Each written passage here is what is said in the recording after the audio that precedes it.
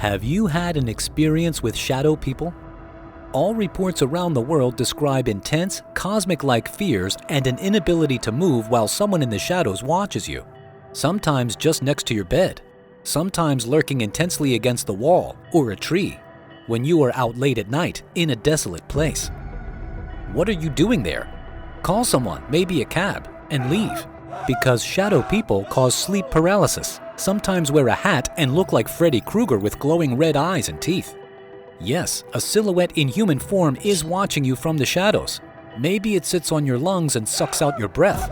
Some have experienced this. There are many theories about the identity and origin of shadow people, and today's video reveals the most popular and the few experimental theories. Feel free to like, share, and comment on the video anytime. Do not forget to subscribe for more news from the edge of history. Shadow people have been found worldwide since prehistoric times, having different names in different cultures.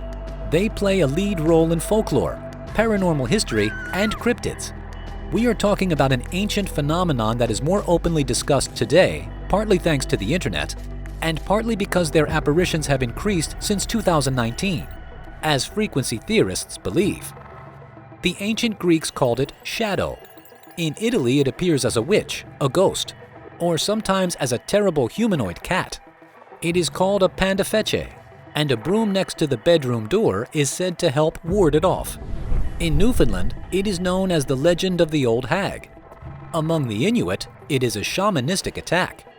In Brazil, the pisadeira is described as a witch with long fingernails who lurks on rooftops at night and kicks those who sleep with a full stomach and on their bellies. In Catalonia, Spain, it is named Pazanta. In Mexico, it is called a corpse climbed on me, and in Cambodia, it is the spirit Moak Sangat. In Vietnam and Laos, it is the oppressing spirit. In Thailand, the Fiang.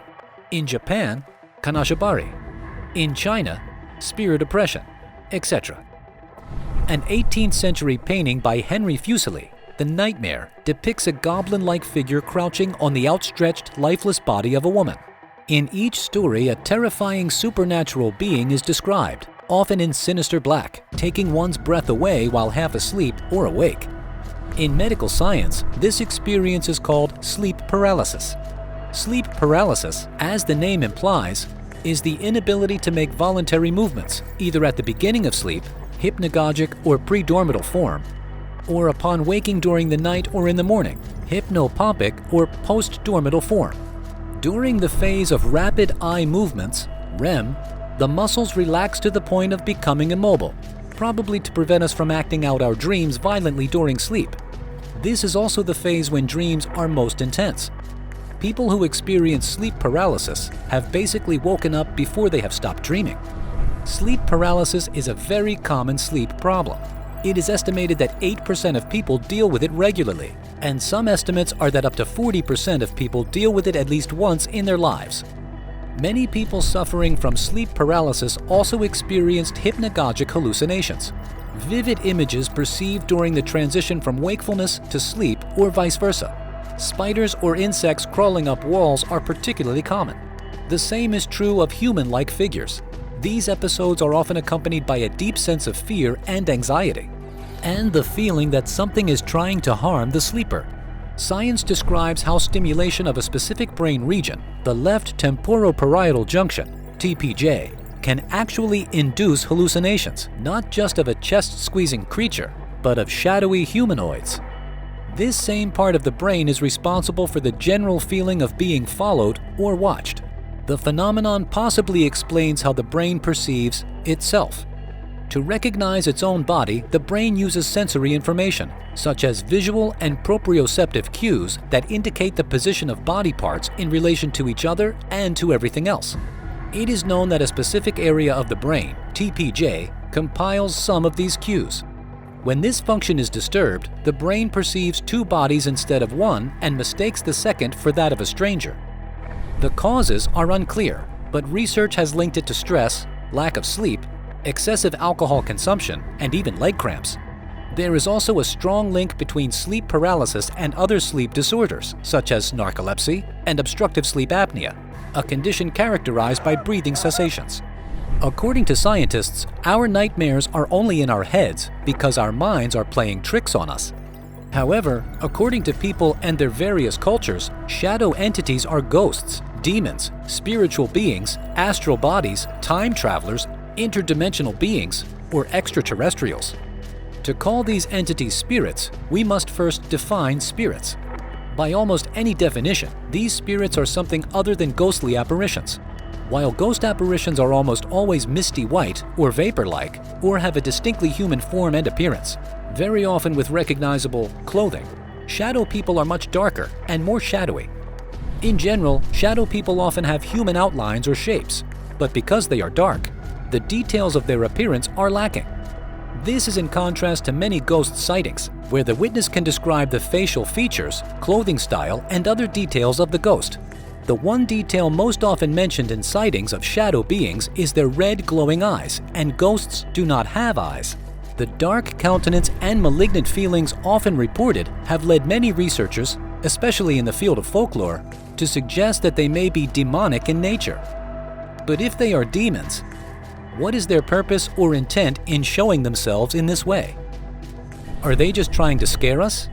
Or could it be that they are not omnipotent, perfect beings, as we like to attribute to every supernatural event we do not understand, but that in reality they cannot always hide their presence due to some supernatural physical laws we do not yet know? Proponents of alien abduction theories believe that aliens are present on Earth during many periods, and that what people once called demons are actually aliens, the negatively oriented ones that require human energy to sustain their power. Carlos Castaneda picks up this theory from the Mexican Toltec tradition. His shamanic guru, Don Juan, teaches that shadow beings are a projection of higher dimensional beings that feed on the emotional energy of humans, just as humans feed on animal flesh.